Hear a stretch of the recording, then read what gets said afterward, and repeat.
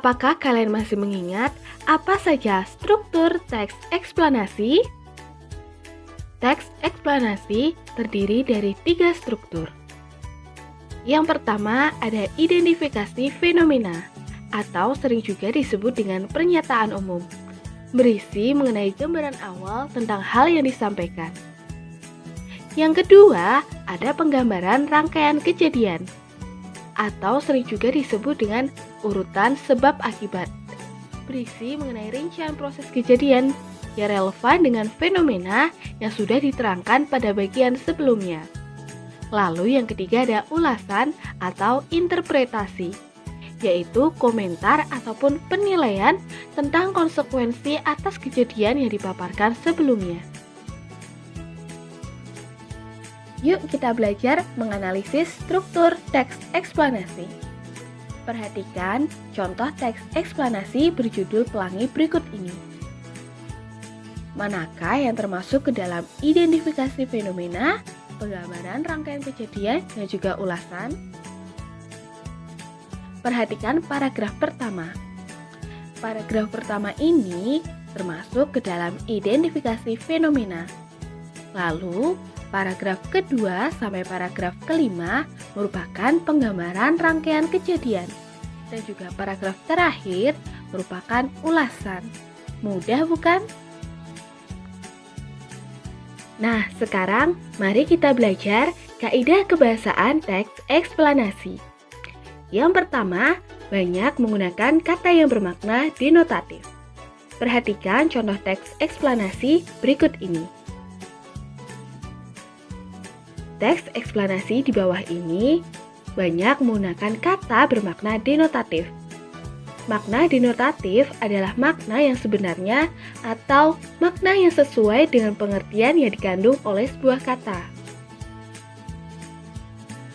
Kaidah kebahasaan yang kedua banyak menggunakan konjungsi kausalitas ataupun kronologis.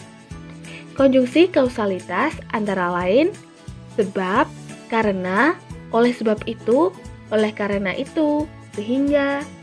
Lalu, konjungsi kronologis atau hubungan waktu seperti kemudian, lalu, setelah itu, pada akhirnya. Nah, berikut contoh kalimat yang menggunakan konjungsi kausalitas dan juga konjungsi kronologis.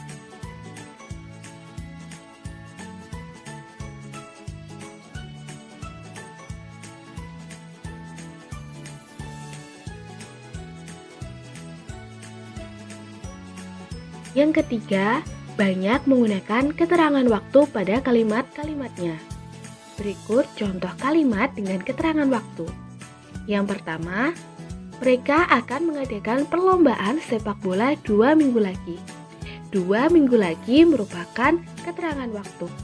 Lalu kalimat yang kedua, zaman dahulu banyak orang berkirim surat menggunakan burung merpati. Kata zaman dahulu merupakan keterangan waktu. Kaidah kebahasaan yang keempat banyak menggunakan kata ganti benda.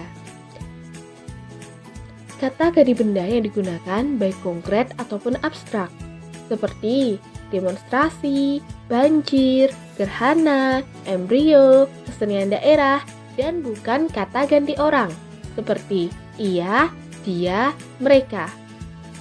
Oleh karena objek yang dijelaskan itu berupa fenomena, tidak berbentuk personal. Berikut contoh kalimat yang menggunakan kata ganti benda.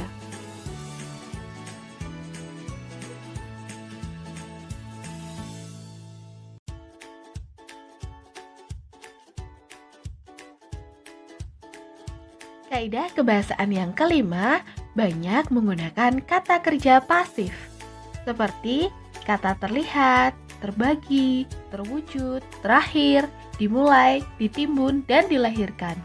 Berikut contoh kalimat yang menggunakan kata kerja pasif.